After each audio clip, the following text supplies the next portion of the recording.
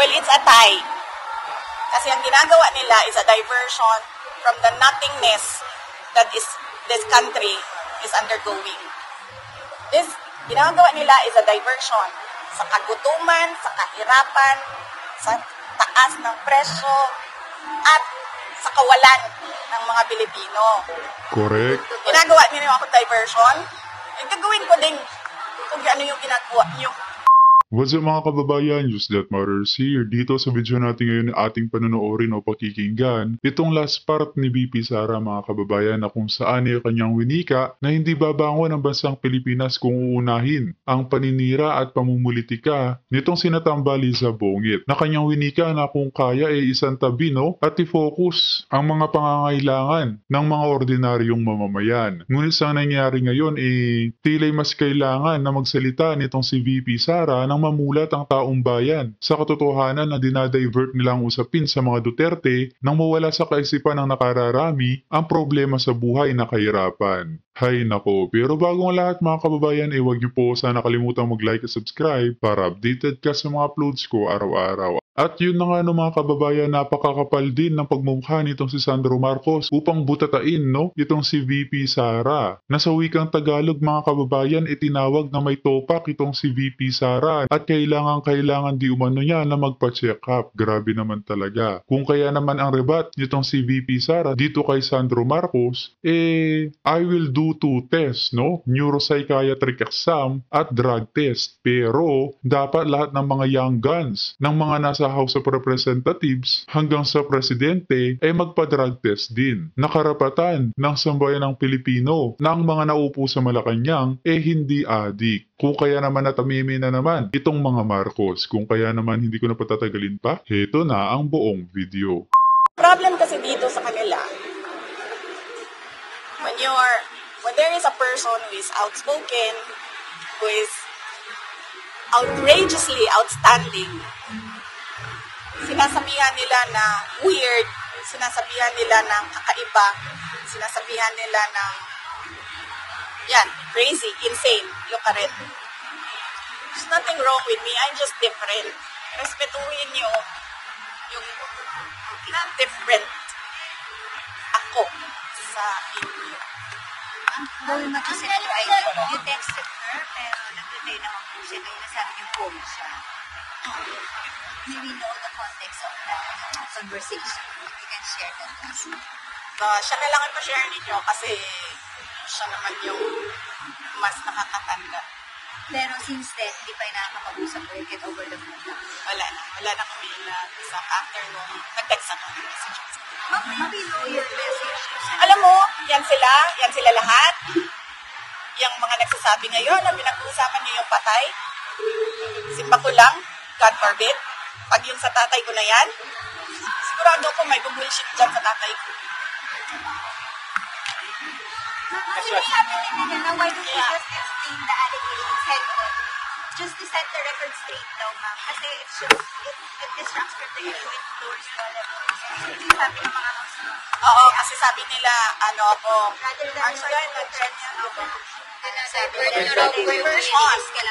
Diversion, yes. Well, it's a tie. Kasi ang ginagawa nila is a diversion from the nothingness that this country is undergoing. This ginagawa nila is a diversion sa kagutuman, sa kahirapan, sa taas ng presyo, at sa kawalan ng mga Pilipino. Correct. Ginagawa nila ako diversion, and gagawin ko din kung ano yung ginagawa nyo. Diba? Ano ba inflation rate? Wala. Ang dami nga namang problemang kinaharapan ng ating bansa, ngunit bakit pamumulitika sa mga Duterte ang kanilang ginagawa? Anong mapapala ng taong bayan dyan? Kaya halatang halata na ang agenda talaga nitong bangag na administrasyon makalimot ang mga Pilipino sa tunay na problema na kinaharap natin ngayon, tulad ng kahirapan. Talo na kayo. Alam na, kahit na anong gagawin nyo, talo na kayo. Actually po, sa Quadcom, inimbestiga ng AJK allegedly against President Duterte. Sa isang committee. Sino may-ari nito? Oh, sorry. Sa isang committee naman, inimbestiga ng AJK sa Senate group. Mag-open din po na about AJK. So, talk on this Yan nga yung sabi ko. Yung sinasabi nila na diversionary tactic yung sa akin. Bakit sila nagsasabi na hindi ako sumasagot? Lahat ng pinadala nila na AOM, Audit Observation Memorandum, na sa kanila naman galing yun, hindi naman sa COA yun, wala namang independent sa COA ngayon. Sinasagot namin. In the proper forum, we answer. May cases sila sa Supreme Court, sinasagot namin. Ayaw ko lang sumagot dyan sa ginagawa nilang circus. Hindi naman ako ang nagmumukat tanga dyan sila kasi hindi na nila ginagawa ang trabaho nila and for what? Diversionary. Oy, sabihin nyo sa kanila, gutom ang mga tao. Gutom. Wala silang pambili ng pagkain. If you were to advise the President, kasi mukhang may intention siya tumahan ng ano bang advice ni Vice President kay PRR? Kasi he was invited at first he signified his intent to attend. Pero medyo masama ng pakiramdam kaya he wasn't able to make it today. Oo. Will you encourage or even allow him to attend at the platform? Ako, ang stand ko personally, tulad ng ginagawa ko, uma-attend ako at sinasabihan ko sila kung ano yung nasa isip ko. Yan yung stand ko. I don't know with President Duterte. Namang sinasabi nila, namang nagsasabi nila, President, Vice President, wala na po talagang pag-asa. Isip na 4 years more, ma'am. Alam mo, I agree with that. Totoo talaga yan. Hindi maganda ang nangyayari ngayon kasi ang nangyayari ngayon, puro na lang tayong politika. Ulit-ulit ko sinabi, nandun pa ako sa kabinete, noon, sinabi ko na yan. Hindi ako ang problema. Bakit ginagawa ninyo ako ang problema ng bayan? Hindi ako. Imagine, saan ka nakahanap ng mga public officials so shocked about me talking about the debt. Pero walang na-shock na there's a foreigner kidnapping in the Philippines right now. And there are daylight robberies na hindi natatakot ang mga kriminal. Papasok na labas. Tapos, magkakagawa kami ng krimen. Walang na-shock. So, bakit kaya? Ako, na-shock ako. I am from Mindanao. Gulat ako. Sabi ko, this is bad. But may gawin ba po may pag-asa pa? Apo, yes ma'am. Na magkaayos sila. Na magkaayos kami. Magkaayos kami nilang lahat. Sige, mag-sorry sila doon sa pamilya nung namatay sa Davao City during the kaguluhan sa loob ng Kingdom of Jesus Christ. May namatay doon. Sorry sila sa pamilya doon. Mag-sorry sila sa lahat ng tinir gas nila, pinukpok nila at binugbog nila sa Tamayong at sa KOJC. Mag-sorry sila sa lahat ng hindi nakakatulog ngayon kasi pinakatawag nila paulit-ulit dyan sa House of Representatives. Yun. Hindi lang sorry na, oh, sorry ah. Hindi. Pangalanan nyo lahat. Sorry kayo sa kanila. Pag-isipan ko, kung papatawarin ko kayo, pag-isipan ko pa lang yun. Ma'am, Next question. Kelly Momborajo.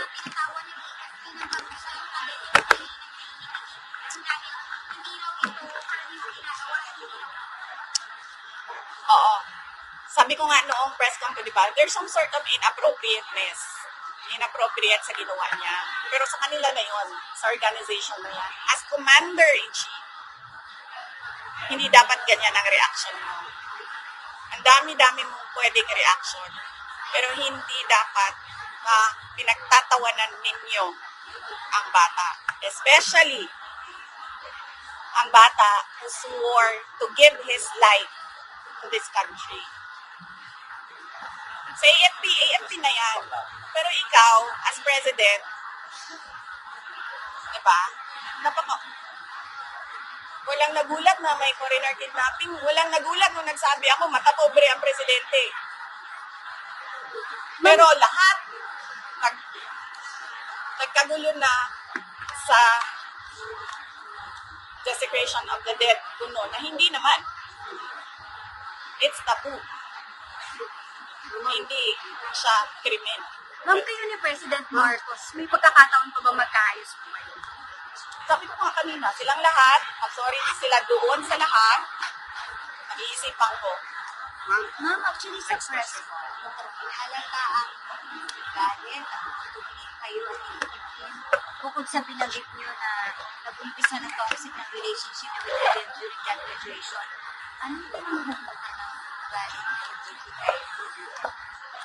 Siya ang Pangulo, hindi niya kontrolado ang lahat ng tao sa gobyerno at yung bansa. Ako ba Pangulo? Sasabihin ko na. Magtrabaho na tayo lahat. Ilan na lang? Ilang years na lang? 4 years na lang? 4 years is a short time for a president. Ma'am, do you honestly believe na he knows everything? 4 years na lang pero walang nagagawang matino mga kababayan. Tapos balak pa nila na ma-extend na kanilang termino na may pasay itong tsa-tsa. Talagang walang mangyayaring maganda sa atin kapag nagkataon mga kababayan. Losing control of everything that's happening.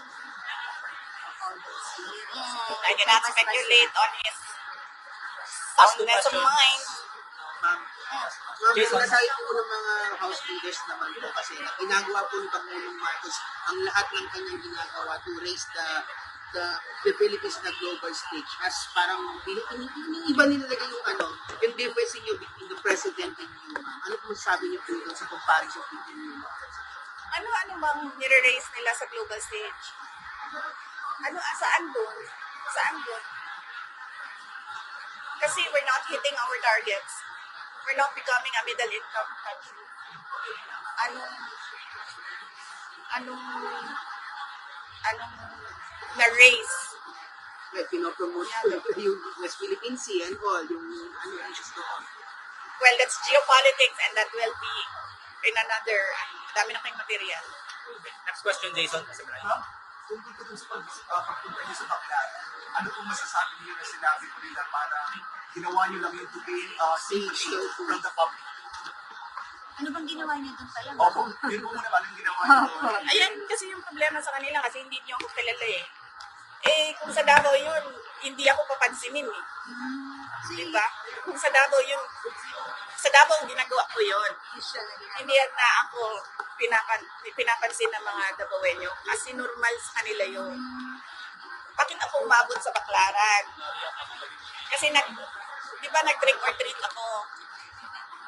Kailangan ko nung butterfly na gagawing corona. The next day na yung trick or treat, wala pa akong corona. So sabi ko, maghanap tayo sa sidewalk ng mga butterfly. Umabot kami sa Baclaran. Ma'am, sa nangyayari yun sa politika? Totoo yun, di AI yung TikTok video Ako yun. 3 videos yan. Sabi nung kasama ko, sabi niya, content creator na ako. Sabi niya, pwede mo bang tulungan yung account ko? Oo. Well, hindi ko alam kung paano kumita. Pero sinabi niya, content creator ako. Kasama namin yun. Pwede mo ba ako tulungan? Sabi niya, i-promote mo yung account ko. And then sinabihan ko siya, anong kailangan ko gawin? Sure, sabi ko, maliit na bagay. Anong kailangan ko gawin? Sabi niya, sumayaw ka lang. So, tinuruan nila ako, and then sumayaw. Ma'am, sa nangyayari po yun sa politika, ano yung payo natin sa ating mga kababayan? Ang payo ko sa mga kababayan natin, sa mga nangyayari sa politika ngayon, ay mag-demand kayo sa mga kandidato sa susunod na taon na eleksyon. Mag-demand kayo sa kanila. Anong nagawa nyo? Anong plano nyo? Tama. Magpa-drug test kayo. Sige, extend na natin. Magpa-neuropsychiatric exam kayo. Mag-demand kayo sa mga kandidato. Last question from Reuters. Vivi, from Reuters, speaking of election, bakit hindi tumakbong mayor si former President Duterte and then bakit walang Duterte sa mga senatorial line? Tumakbo siyang mayor. Si PRD. Sa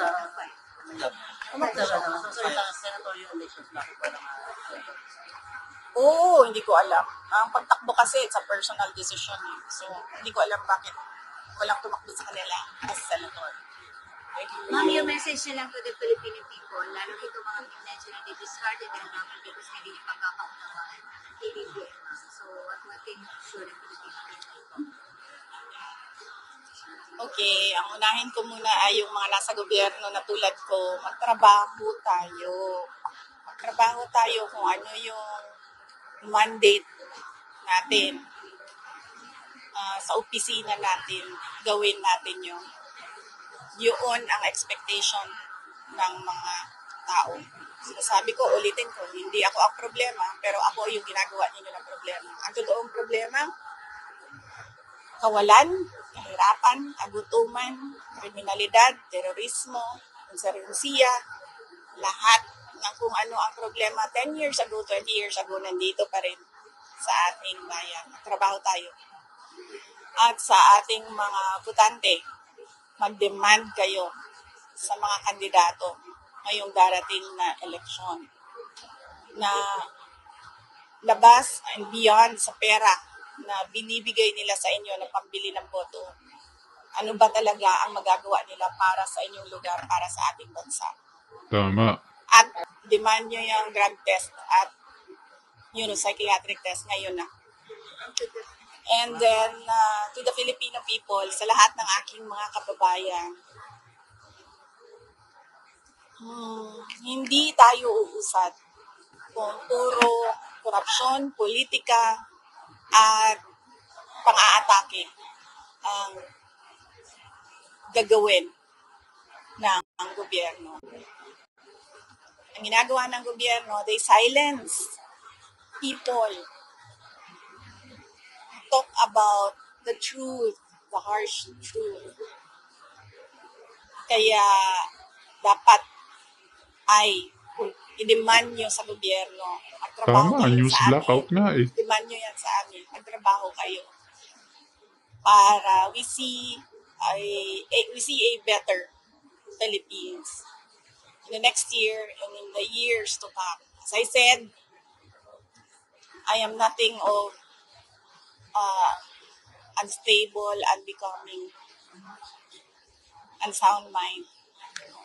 I am just unforgiving, unyielding, and unbowed. Okay. Thank you, OB Media. Salamat. Thank you, ma'am.